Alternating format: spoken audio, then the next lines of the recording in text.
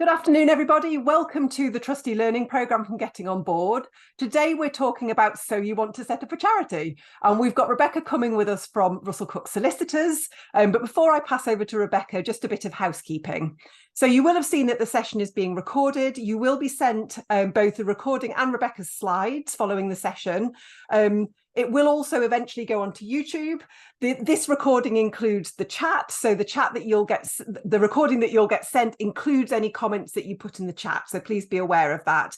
If you want to ask Rebecca a question and you prefer to stay anonymous, feel free to send it directly to me in the chat, to Penny. The YouTube recording doesn't include the chat. You've been muted as you've come in. Please stay on mute just to keep it nice and quiet for everybody. We've enabled closed captions at our end, so if you'd like subtitles, you need to click CC or closed captions on your device. And please absolutely feel free to ask Rebecca questions in the chat, to make any comments, to share any reflections. Please keep that respectful. A really huge thank you to our sponsors, Russell-Cooke Solicitors. It's thanks to them that this session is completely free of charge. And of course, they've lent us Rebecca today. So we also have a double thank you to Russell-Cooke today. Now, we were also due to have the Charity Commission with us today. I'm afraid that they haven't been able to come, but we're in very good hands with Rebecca. So I'm going to pass over to Rebecca now. Hi, everybody. Nice to see you, and thanks for coming to the talk today. As Penny said, my name is Rebecca. I'm a solicitor in the Charity and Social Business team at Russell-Cooke, and we're going to be talking today about setting up a charity and various bits and bobs to do with that. As Penny said, if you've got any questions as we go through, please feel free to ask them. And I will also include my contact details at the end, so you can get in touch with me after the session if you'd like to. So I'm going to share my screen now so you can see the slides. Okay. Oh, I don't know if that worked. There we go. There we go. Everybody see that? Okay, all good. Right, so we've got quite a lot to get through, so I'm going to try and speak relatively quickly, but if I'm going too fast or you want anything clarified, obviously let me know. So these are the things that we're going to be covering today. So whether setting up a charity is right for you, and then how to register a charity if you do want to set one up, reasons for charity applications being rejected, talking about converting existing organisations into charity, and then talking about what it takes to sustain a charity once you've got registration, and next steps and where to get help. So the first thing to talk about is thinking about whether setting up a charity is right for you. Now, I'm assuming that all of you are obviously here because you're thinking about or in the process of setting up a charity. We have a lot of people come to us to ask for advice on setting up charities. And a lot of the time, after we've spoken to them, they do go ahead and do that. But sometimes after sort of thinking about what's involved and the various advantages and disadvantages, they sometimes decide to go down a different route. So I think it's really important just to be clear on exactly what your motivations are in setting up a charity, and also to think about the other available options, just in case there is another sort of option that is actually better for what you want to achieve.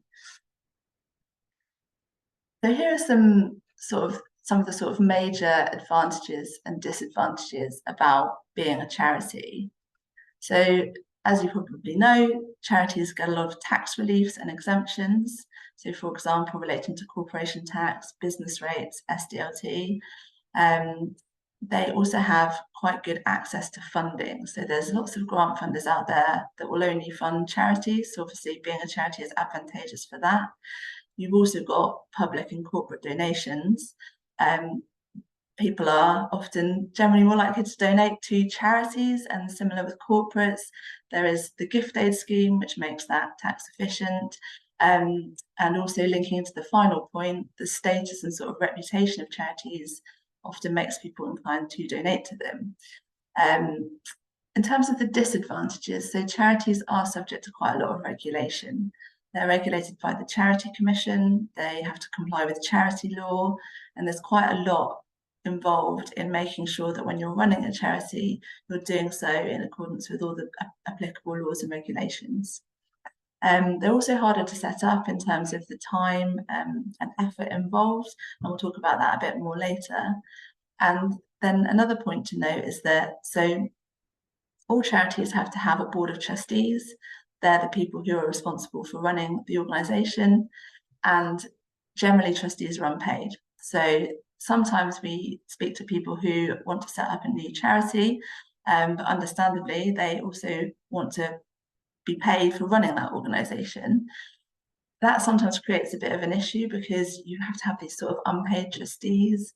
And there are a number of options that you can pursue. So it's possible to also have sort of paid employees within the charity. But then you have a situation in which you also have to have a board of trustees. So there's a sort of a two-tier structure. And sometimes people who are looking to set up a charity don't necessarily, there's a bit of discomfort around that. So that's something that's quite a big point to be aware of when you're thinking about becoming a charity. Probably one of the most important things to think about when you're thinking about setting up a charity is whether you can actually be one.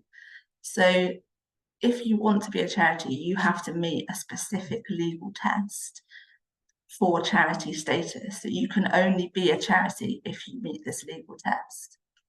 So the main crux of the test is that your organisation has to have exclusively charitable purposes.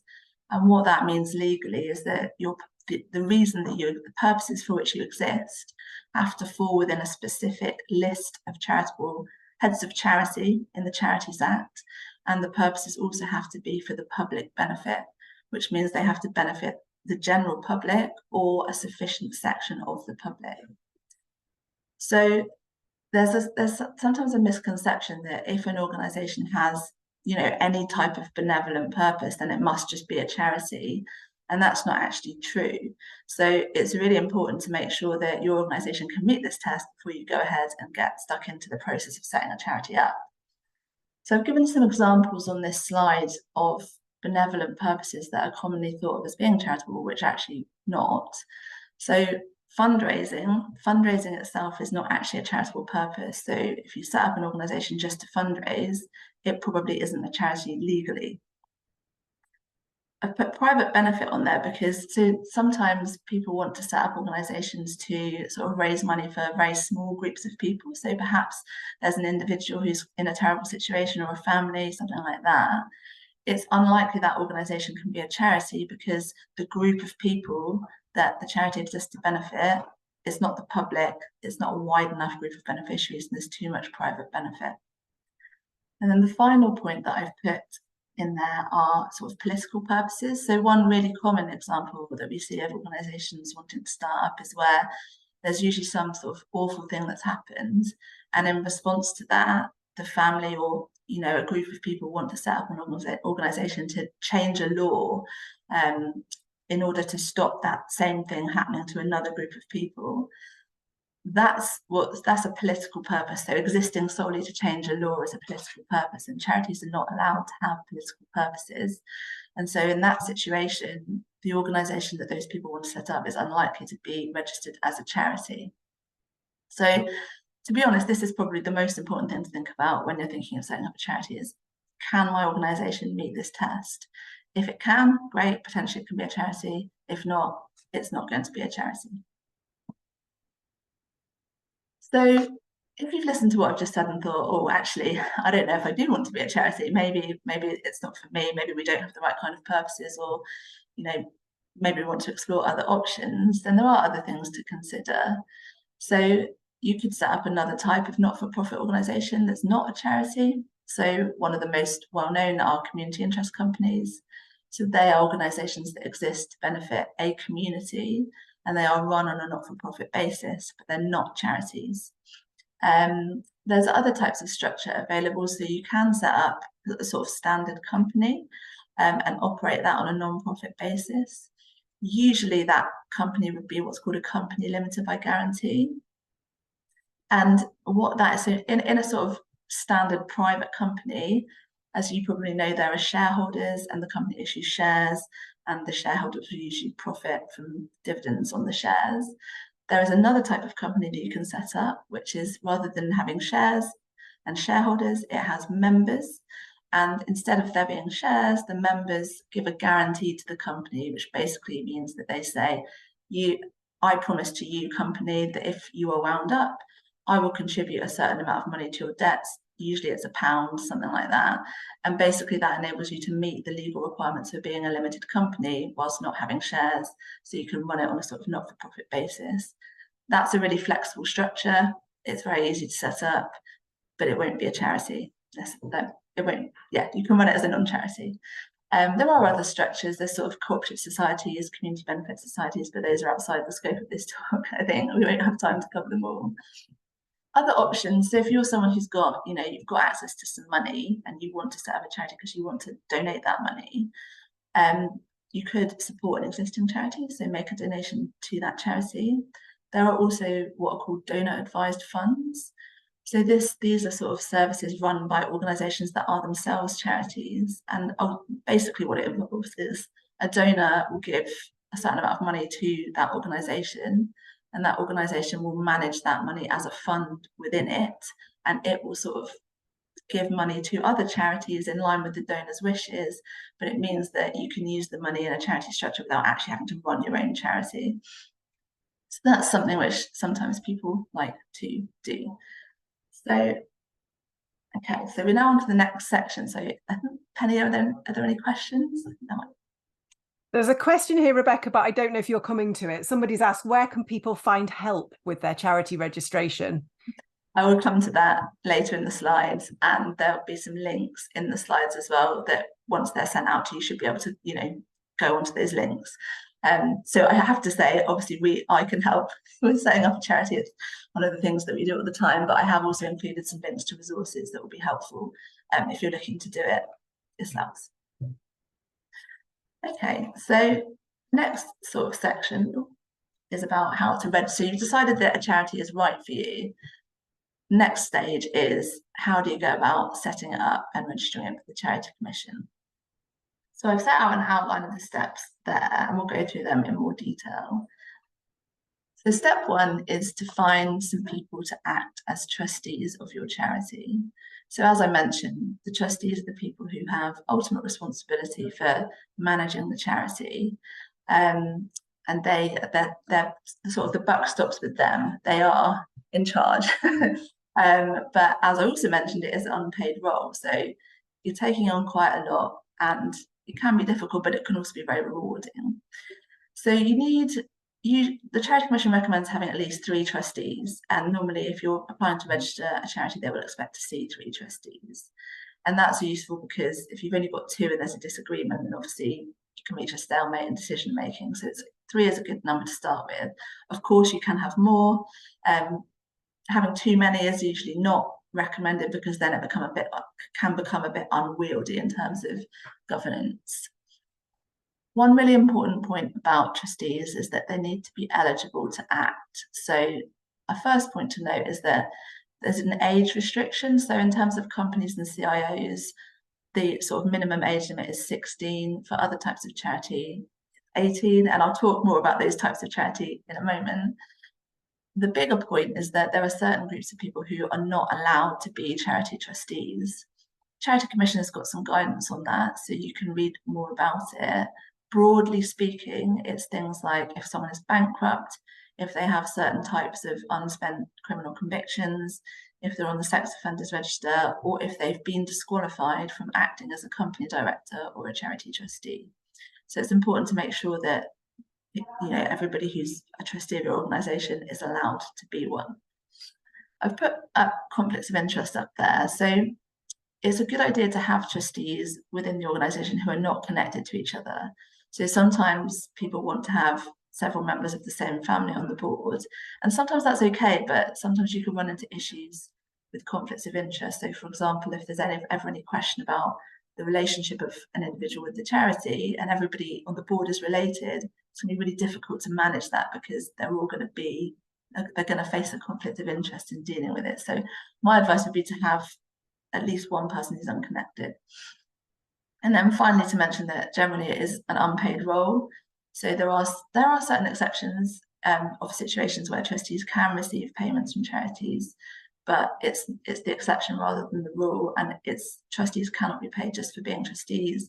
It's also very rare for a trustee to be employed by their charity. It does happen sometimes, but generally you would need specific consent from the Charity Commission.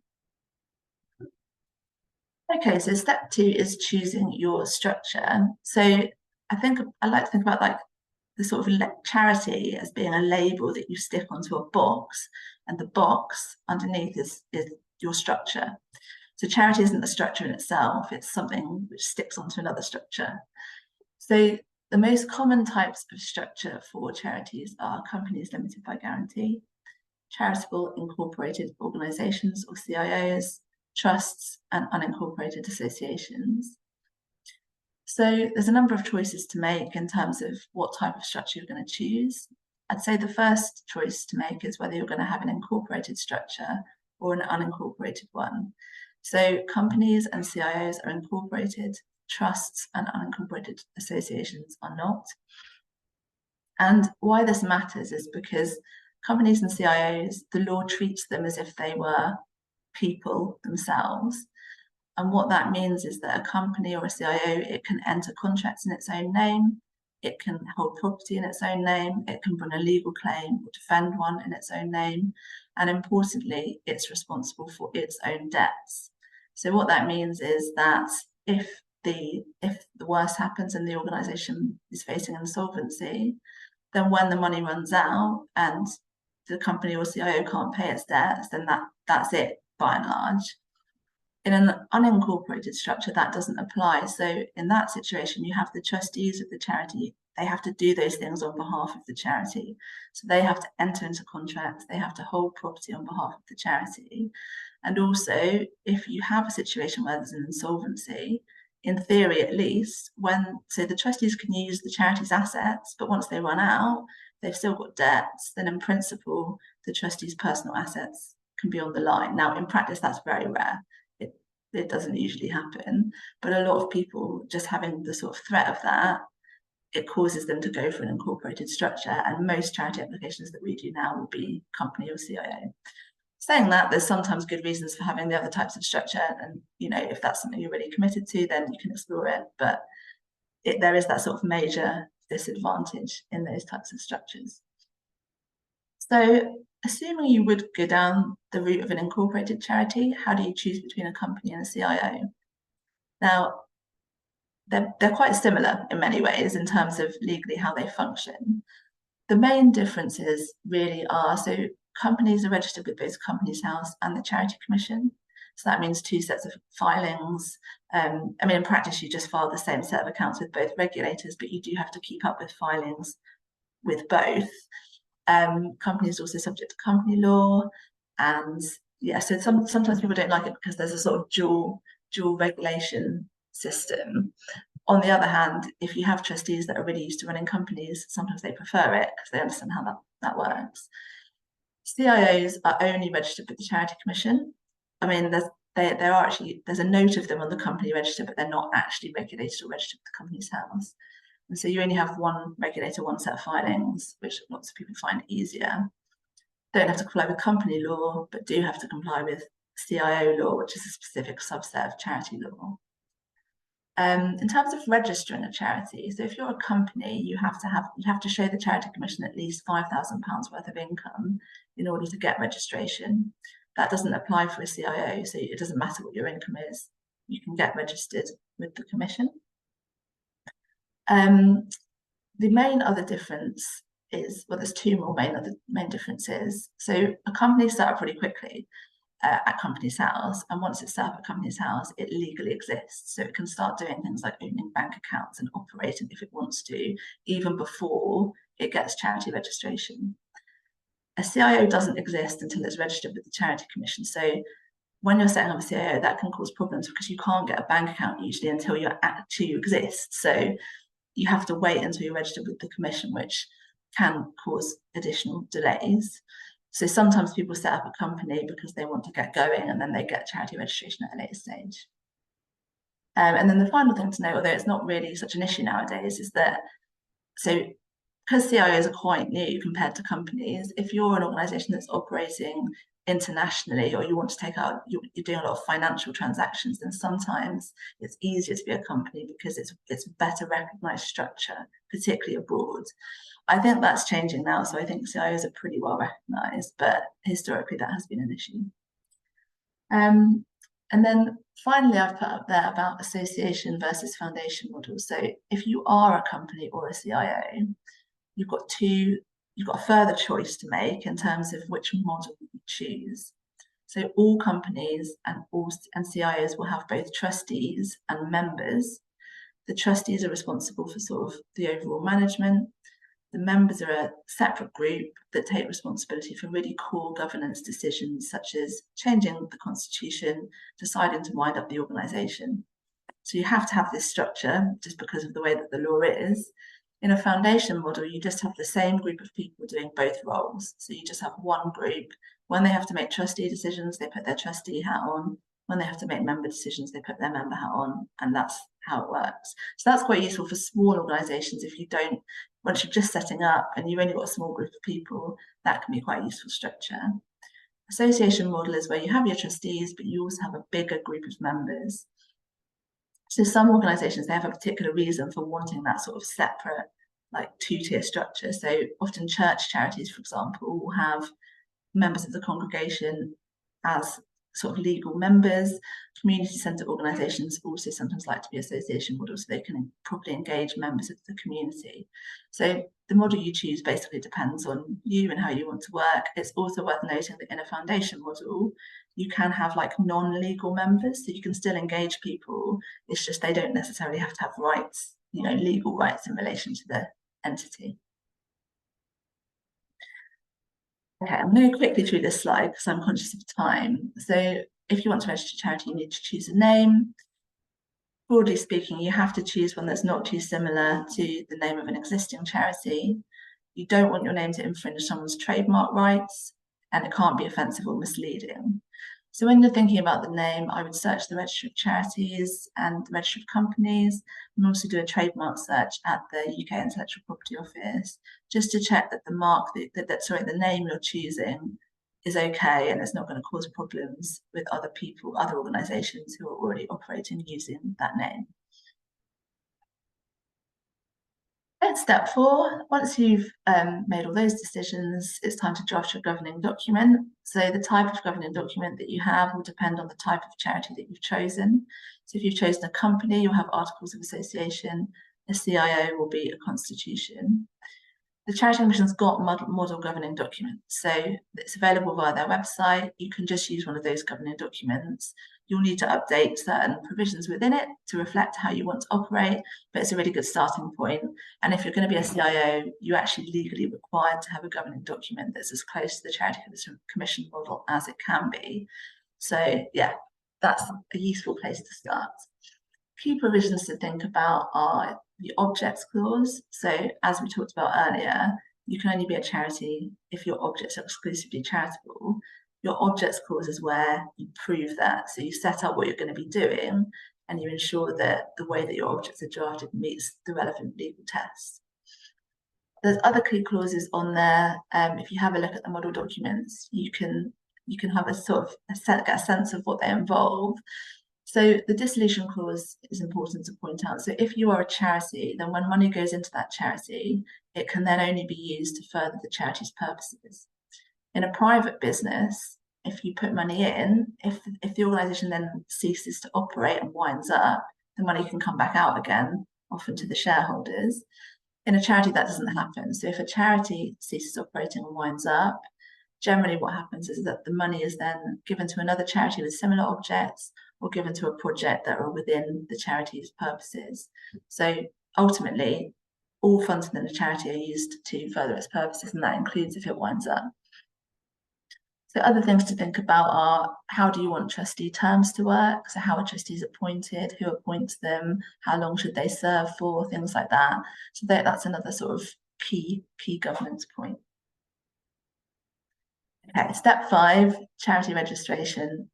So if you want to register a charity with the Charity Commission, you have to complete a very detailed online form. It'll give a lot of information about your purposes, your activities, how you're going to be funded. There's lots of questions in there. One thing to note is that at the start of the form, they have a classification section, and this is a tick box exercise basically, where you're explaining to the Charity Commission what you're doing, where you're doing it, how you're doing it. And you'll see what I mean when you get into the form. my advice in relation to that section is only tick boxes where you're definitely going to be doing something and try and keep it as streamlined as possible.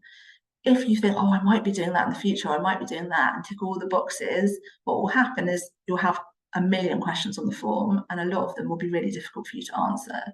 So it's better to just tick the boxes that you definitely need to tick, you're definitely going to be doing those activities. If you think in future you might do something, I don't think, usually just don't tick it, because it will make the form a lot longer than it needs to be.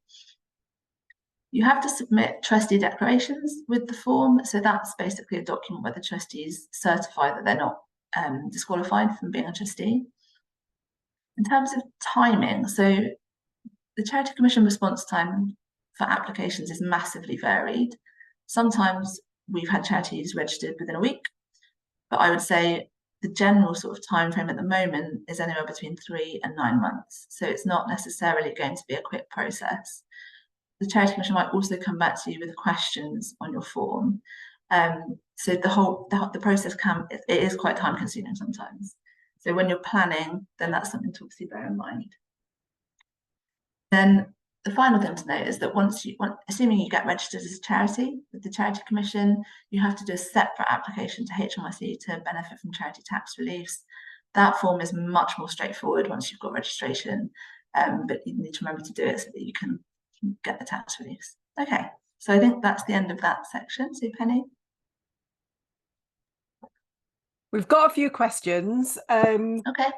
So we just take Kate. So Kate says, if we were to set up as a CIC in order to pay ourselves a wage, would we have access to grants, etc.?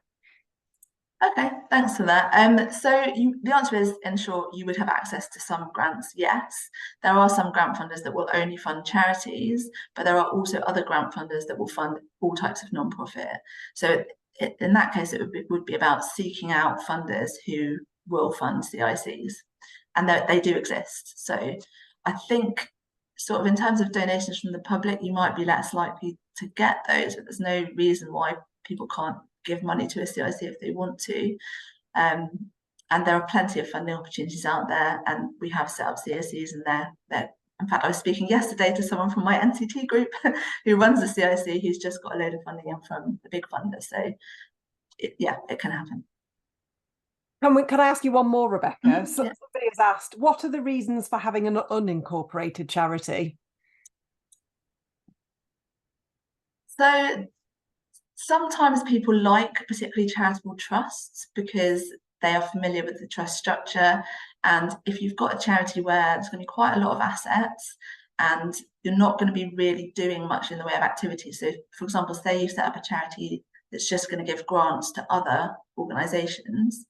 In that case, the risk to the charity's assets is quite low and the trust structure is quite easy to set up. So in that situation, sometimes people prefer that structure because they're familiar with it and they don't think that there's much risk of insolvency or the kind of things that I spoke about before. So sometimes people prefer trusts for that reason. Unincorporated associations, I mean, the benefit of those is that there's not as much regulation. So yes, if they're charitable, they have to comply with charity law, but they don't have to comply with company law. They're not registered at Companies House, and there's a bit more flexibility in terms of the constitution and how you can operate. So sometimes, particularly things like sports clubs, sometimes people like that kind of structure because there's a bit less regulation. Thank you. Is there any more? There are. Do you want me to keep them coming, or do you want to carry on? What time are we at? Because I've realised I can't see the time. 12:12. Okay. Should we hold them for now, and then if we've got time at the end, we can come back to them? Okay, let's do that. Okay, so I'm going to talk a bit now about why charity applications are refused by the Charity Commission. So in 2022 to 23, you can see there the success rate for registration applications was 48%. So it was actually more common to get a rejection than an acceptance. That's down from about 60%, I think, a few years ago. I think that's partly because there's a lot more charity applications, potentially partly because the Charity Commission is quite stretched at the moment because of that. But yeah, failed applications are quite common, and it's one of the most common inquiries that we get at Russell-Cooke in the charity team. So I should point out that some applicants will just not meet the legal test of being a charity, and so they just can't be a charity. But there are lots and lots and lots of other applicants that do actually meet the test, but the application just doesn't show it. And so the Charity Commission doesn't, because they are quite stretched, they don't have the time to work that out necessarily. And if the application doesn't explain in sufficient detail how the organisation meets the test, then sometimes that will result in a refusal. I've put up on the slide there some Charity Commission guidance that they use in terms of assessing charity applications, and obviously it's really useful to read that if you're thinking of making one. So I see a lot of failed charity applications, and I'd say I've put up on this slide some common reasons that are given by the Commission for why they haven't accepted the application. So one of the most common is that the objects are not exclusively charitable. And so as we talked about before, there's this legal test, and a lot of the time what applicants would do is just put into the objects clause an explanation of what they're doing, so the activities that they're going to carry out and what their sort of broad aims are, and they haven't done that with reference to the legal test. And so the Charity Commission will look at that and say, well, that doesn't meet the test, so we can't register you. A lot of the time what they're doing is actually charitable, it's just a case of drafting it in a way that shows that. So that's a really fundamental thing, and it's one of the most common things that we see. The second most common thing that we see is that there's just not enough detail in the application form. So it is a really long form, and that's why I gave the tip earlier regarding the classifications, because it's better to answer a few targeted questions really in a really detailed way than have so many questions that you just become overwhelmed and just put a little bit of text in each box. So that's a really common reason. Slightly less common reasons. So sometimes there's issues with connections, conflicts, and private benefit, and that those are kind of interlinked. So sometimes, for example, if there is an issue of trustee payment and that's disclosed in the form, then that can cause an issue if it's not managed appropriately. Sometimes charities are set up and they're connected to other organisations. So a business, for example, might want to establish a related charity. And in that situation, there's some really important points that you have to sort of address in the application form to satisfy the Commission that the charity is independent and it's not just going to sort of be at the beholden to the company at all times. It is possible to establish charities in those circumstances, but if you're doing that, the charity needs to have independent trustees that are not connected to the company, and you need to really demonstrate how the charity is going to be able to meet the charity test and operate completely independently of the company that's setting it up. Another common one is if you've got a charity that's so one of its purposes is to relieve need. So for example, if you've got a charity that's set up and it's giving out food, or it's giving out clothing or hygiene packs or whatever it is, those charities, the Charity Commission expects the application to demonstrate how the organisation is sure that the people accessing those services are in charitable need. So sometimes there's an issue where if those services are just made available to absolutely everyone, and anyone can access them and there's no sort of criteria, then the Charity Commission will say, well, you're not necessarily relieving the needs of people who are in charitable need, and so you can't be a charity. So in that situation, you just need to have a think about how you monitor access to those services and how that works in practice. And I'll talk in a minute about a case study where that was an issue and how we sort of overcame it. And then I've put miscellaneous on there because ultimately there's loads of reasons why charity applications are refused. We see some kind of quite interesting ones, to put it like that. So for example, recently one of my colleagues was doing a charity registration application and it was initially refused because the Commission said that what they were doing was too risky, which ultimately isn't actually a legitimate reason to reject the application, and we were able to sort of push back against that.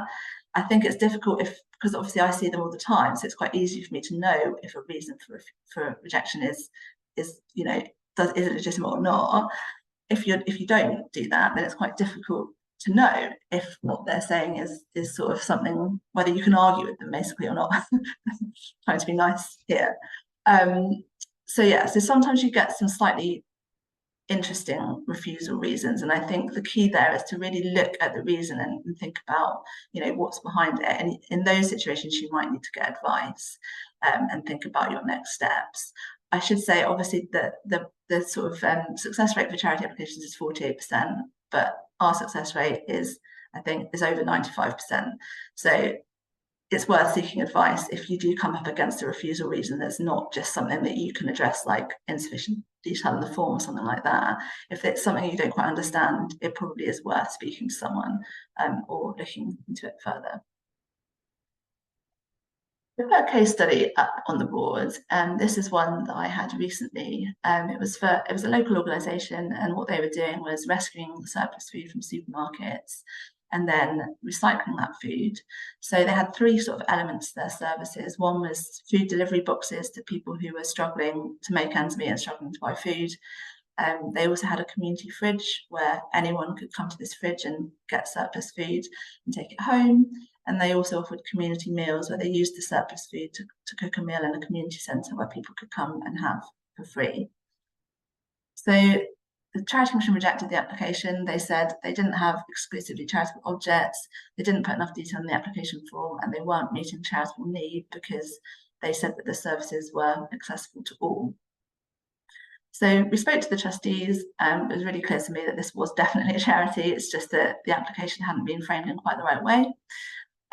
So what we did was we redrafted the objects and the application. So it turned out that actually in relation to the food boxes, they did actually apply criteria, and people had to be referred from things like social services and other organisations in order to access those boxes. It's also important to note that the boxes were also supplemented. They didn't just have surplus food, they also had other bits of food.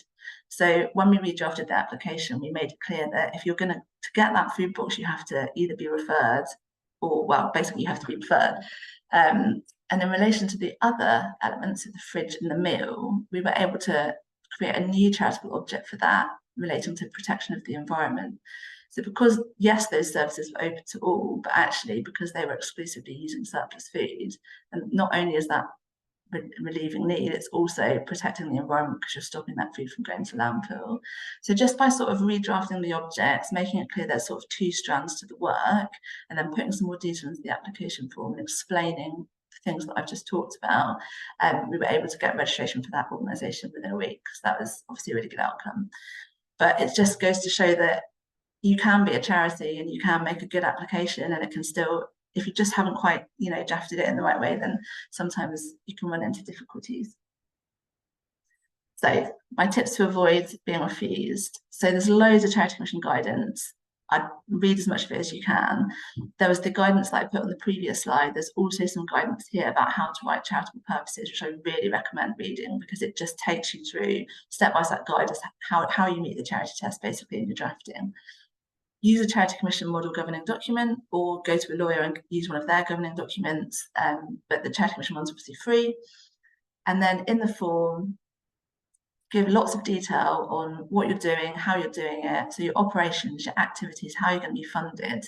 And what's really important is to link what you're saying in the application back to your object. So how does this particular element of my operations deliver this charitable objective and provide public benefit, and constantly keep cross-referring between the two.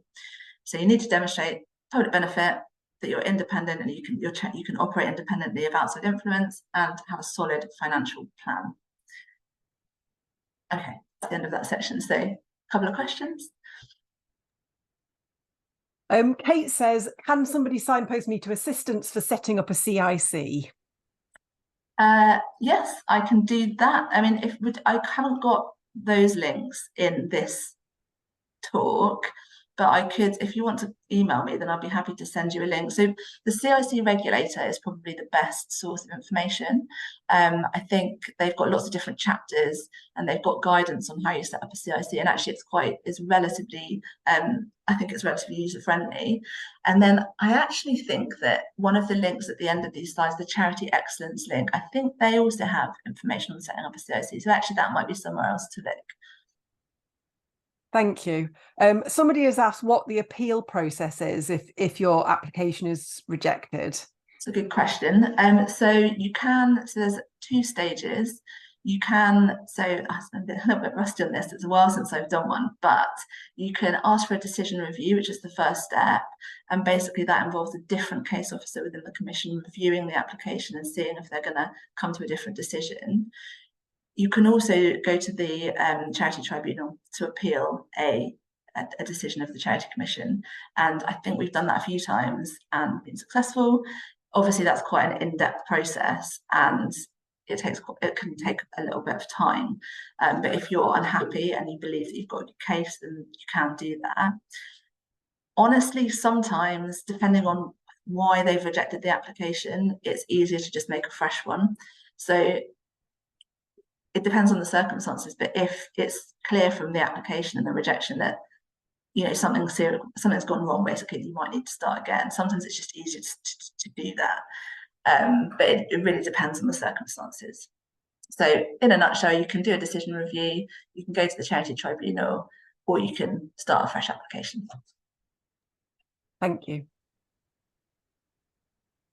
We do have more questions, Rebecca, okay. So just let me know if you want me to keep them coming now, or if you want to carry on and take them at the end. Well, let's do one more now, and then we can do some more at the end. Okay. Somebody has said, if you don't, when you were talking about not clicking all the classifications and then not ending up with an enormous list of questions to answer, somebody says, if you don't click classifications you think you might need in the future, does that limit what you can do further down the line? No, because ultimately, if you in the future you decide that you actually want to do more, firstly, you can change your objects. You need to get Charity Commission consent to do that. If there's a good reason for doing so, then we help charities do that quite a lot. And so, that's one option. You definitely do need to click the classifications that relate to your core activities. So if you're definitely going to be doing something, click the box. It's just that I see a lot of people clicking boxes just in case. And if that's not, so if no, the answer is if you don't tick a box on the basis that you might be doing something but you're currently not, then that shouldn't really be too much of an issue. What is an issue is that all of your activities should fall within your charitable objects. So essentially, let me start again. It's a bit of a two-stage process. So you choose your objects. The heads of charity include things like advancing education, advancing health. Decide what your object's going to be, draft them to comply with those heads of charity. When you go into the form, you basically want to click classifications that are core to your object. So there'll be a tick box that says education. And if you've got that in your objects, definitely tick that box, because that is what you are doing. If you think, oh, well, maybe in the future you might want to sort of branch out into environmental protection, but we're definitely not doing that now, then don't tick it in the application form. Probably what you'll need to do is change objects in the future to deal with that. So I hope that answers the question, but let me know if you need further information. Thank you. Okay, right, let's keep going through. So now I've got a bit on converting to a charity. So if you're running an organisation at the moment and it's not a charity, then there are options in terms of converting into one. So one of the sort of newer things which has come about in the last sort of few years is, so existing community interest companies can now go through a conversion process to become a charitable incorporated organisation. And this is a new thing, well, newish. Time goes so fast. So if you're a kick and you want to become a charity, this is probably the way to do it.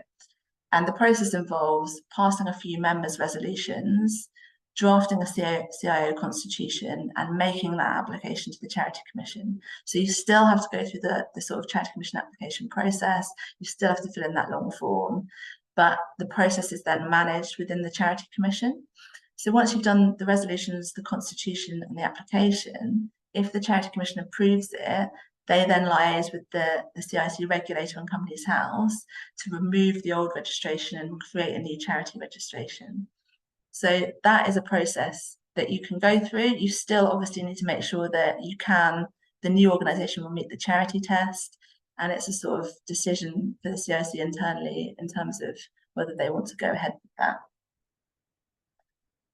If you've got another type of organisation, so say you're running a non-charitable company, there are a number of options there. Your options will depend on whether you're a shares company or whether you're a guarantee company. You can't convert a shares company into a guarantee company. I should say that at the outset. So if you've got a guarantee company, what you could decide to do is amend your articles to adopt charity articles and then apply to register that company as a charity. So that's quite a straightforward option. I should say it's possible for shares companies to be charities, but it's really, really rare, and it's quite difficult, and it's probably outside the scope of this talk, but it might be possible, so we could explore it, but it's not common. Another option would be to set up a new separate entity, say a CIO, and then transfer all the assets from your company into that new entity. That process can be quite, there are difficulties with it potentially. So particularly if you've got employees or property, moving them across, you've got to comply with various legal things. And so it can be quite a long process. But if you're a company that hasn't got loads and loads of assets, it'd be quite straightforward. You could consider doing that. Another route, which is a bit long-winded and I've never seen it happen, but it's possible, is that you could convert your company, be that a shares company or a guaranteed company, into a CIC. And then you could use the conversion process for a CIO, but obviously that's 2 stages, so it could be quite long-winded. If you've got an unincorporated association, one option, you could adopt a charity constitution and apply to register, or you could set up a CIO or company and transfer your assets across. So that's quite a short section. So are there any questions specifically on that?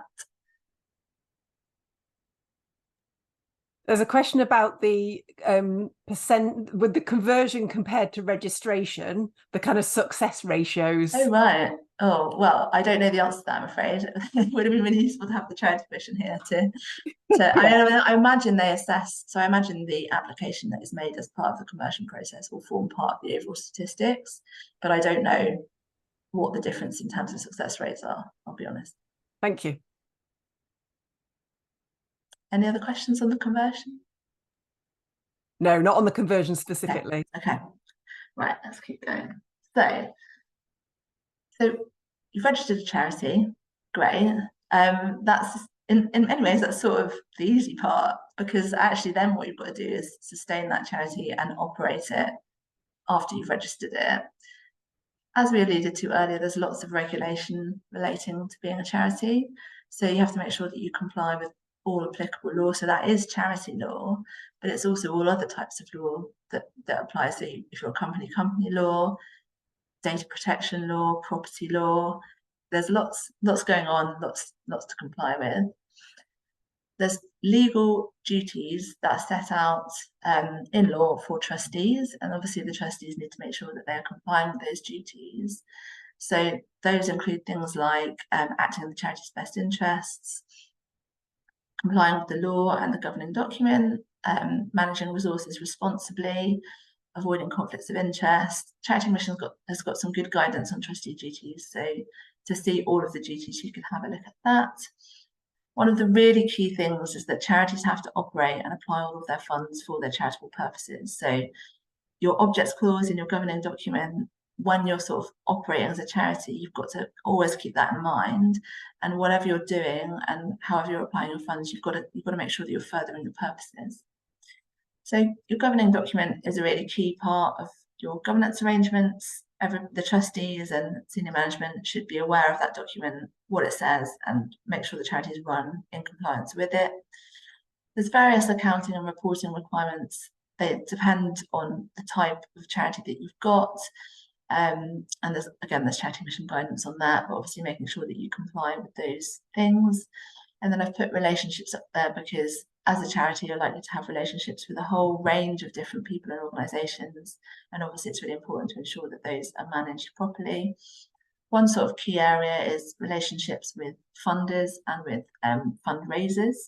So there'll probably be things like grant agreements in place with funders. And if there's any sort of external organisations that are fundraising for you, or kind of if you're working with corporate partners and they're running promotions that benefit you, you have to have particular types of agreements in place. So it's a good idea to keep an eye on that. So in terms of the trustee board, the trustees should be having regular board meetings.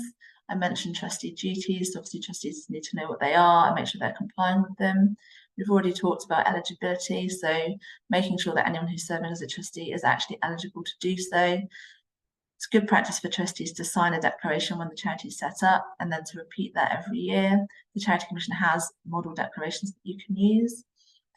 Thinking about trustee appointments and retirement, so the governing document should deal with that, but making sure you keep on top of it so that there is a rotation of trustees. Regular provision of board training is a good idea, making sure the trustees are sort of up to date with any key developments.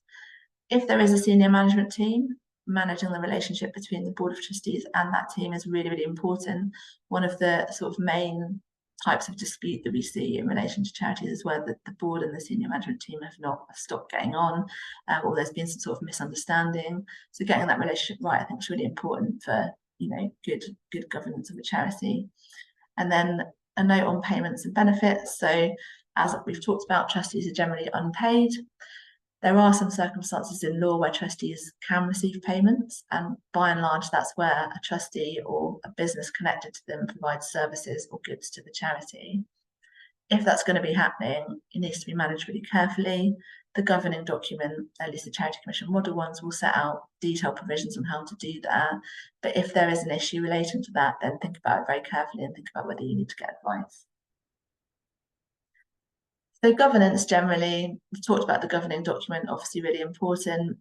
One thing to note is that if you want to change your governing document, most changes can generally be made by either the trustees or the members, depending on the structure, passing a resolution. But there are some changes that you can't make unless the Charity Commission approves them in advance.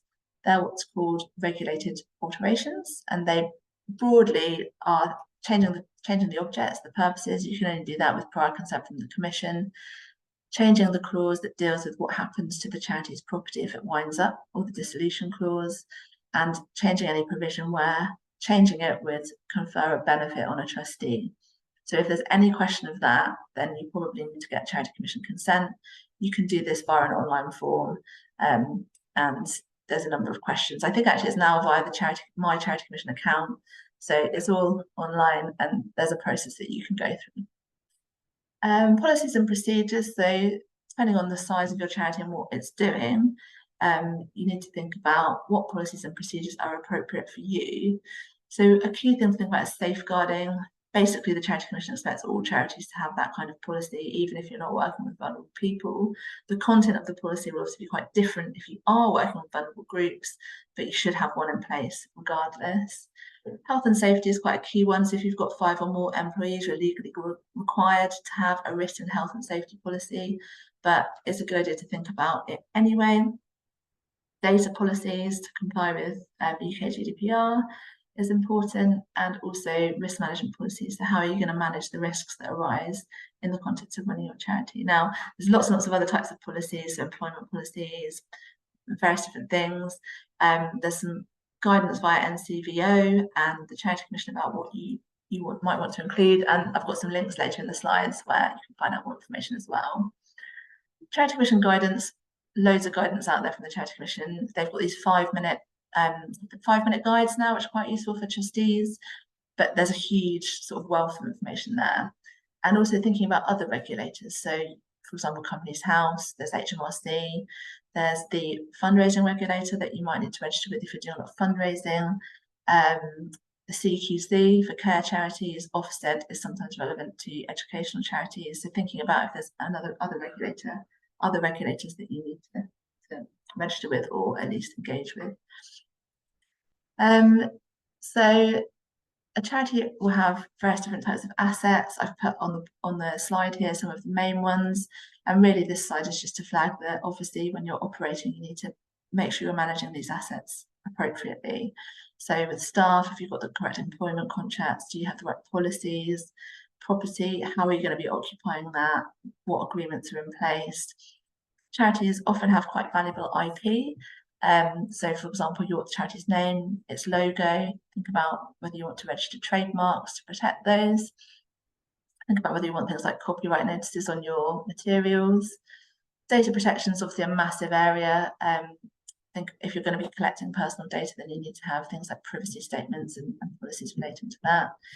And then obviously a charity's reputation, that's probably the most important asset, arguably. So having the right sort of policies and processes in place to protect that. Word on finances, so you'll need to submit accounts, you'll need to register with HMRC and think about tax issues. It's a good idea to have financial controls in place within a charity. So you'll probably set up a bank account. You need to think about who's going to be the signatory on that. You also should think about, payments. Do you need to have processes and policies in place relating to that? It's a good idea to sort of review your finances and what's happening and thinking about what processes would be helpful so you can manage that effectively. And then thinking about how you fundraise, and also thinking about, as you sort of get more established as a charity, are you going to have reserves so that you can carry on operating in the event that something did go wrong? And finally, not to finish on too sour a note, but when things do go wrong, I think it's really important. First thing I think it's really important to remember is that basically things go wrong in pretty much all charities. So the most important thing is, how do you manage it if it happens? One really important thing to note is that if there's certain types of incident that when they happen within a charity require the charity trustees to make a report to the Charity Commission. It's known as serious incident reporting. There's lots of guidance on it, and just to sort of reassure, it is really common for charities to submit those reports. And if anything, if you've got a long-established charity that's not made any reports, the Charity Commission is probably going to be more suspicious of that than it would be if you actually had submitted some. So just being aware of the types of incident that require a report, and then maybe having a policy in place to manage it, and familiarising yourself with the guidance there. Record keeping is really important, so making sure you've got accurate meeting minutes, records of resolutions that have been passed, and meeting minutes would be for board meetings, members' meetings if you have separate ones, and committee meetings.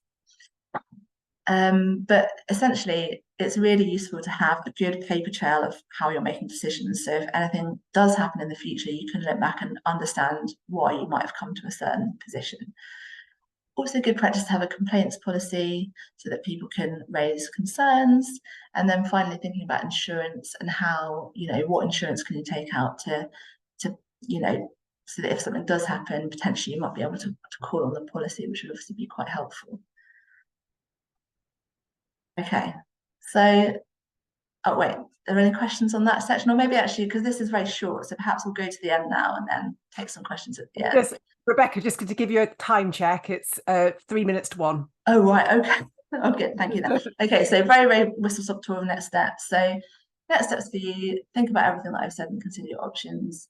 Decide if charity registration is right for you. Look at all the guidance and seek help if you need it. Sources of help, here we are. Obviously, I have to say we can help. I'm very happy to, and my contact details are at the end. But there's some other sources of support for you if you're considering setting up a charity. And that's me. Thank you so much. That was a really, really interesting hour and seriously practical and useful. Let's quickly try and take a couple of questions. We might overrun by a minute or two, if that's okay with everybody. So Nick says, we're interested in setting up a charity which operates internationally. Are there extra complications to be aware of when applying for charitable status in this case? The answer is yes and no. So there are additional questions on the charity application form that specifically relate to operating overseas. And essentially what the Charity Commission is concerned about in the context of those questions are the transfer of funds overseas and the controls that you will have in place to manage what's happening to those funds. So you'll need to answer various different questions relating to that. My advice would be to think about what kind of agreements are you going to have in place with the recipients if you are going to be transferring funds.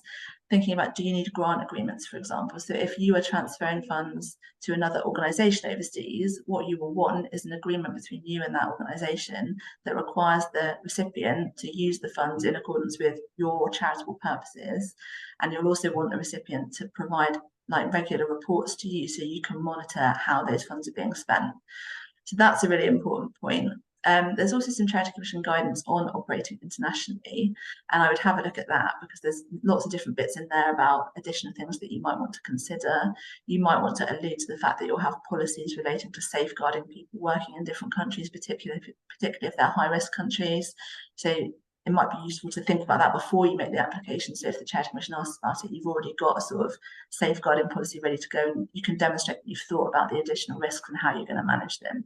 So it can make it a little bit more challenging, and there is a bit more work to do in the application, but obviously loads of charities operate internationally, so it's not a barrier to registration at all, as long as you manage the application. Thank you. And there's a question from Anna here. Tell us if this is outside the scope of this session, Rebecca. Anna says, we're currently incubated by a larger charity, but beginning to work towards exiting that and becoming independent. Do you know if or how we can build reserves prior to being independent, or do we just have to start from day one? I'm not 100% sure. I mean, it's quite common for that to happen. The case study that I mentioned earlier was actually a charity that was incubated, a project incubated by a bigger charity that then spun out and created its own charity.